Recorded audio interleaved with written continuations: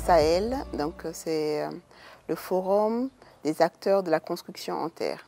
On a créé le FACT Sahel au constat que nos habitats sont inadaptés à notre climat et que ça nous oblige donc à utiliser des artifices pour rafraîchir notre intérieur ou pour chauffer.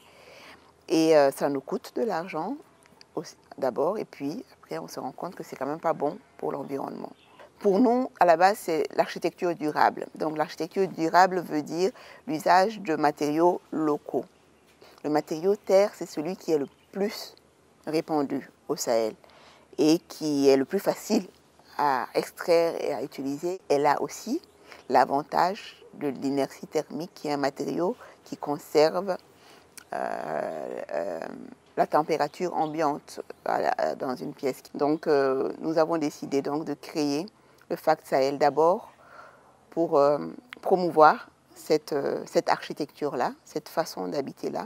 L'image générale du matériau terre est mauvaise, parce que, en tout cas dans nos contextes, parce qu'on l'associe à un matériau de pauvre, à un matériau utilisé seulement dans les villages. Donc nous, dans notre volonté donc, de promouvoir cette architecture, c'était de donner une autre image à ce matériau-là, pour en faire un matériau qu'on peut utiliser dans l'habitat contemporain.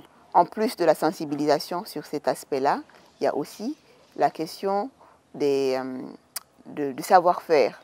Donc notre volonté, c'était aussi d'essayer de préserver le plus possible ces techniques constructives anciennes pour transmettre à la génération, aux générations futures. Vraiment, ce qui peut résumer notre volonté de créer cette association, c'est de promouvoir et de diffuser cette technique afin que ça soit quelque chose qui soit accessible à une grande majorité de Sahéliens et qu'ils puissent avoir aussi à disposition un répertoire d'experts qui savent construire dans ces matériaux-là. De plus en plus, on est en train de fédérer beaucoup autour de nous, dans le Sahel.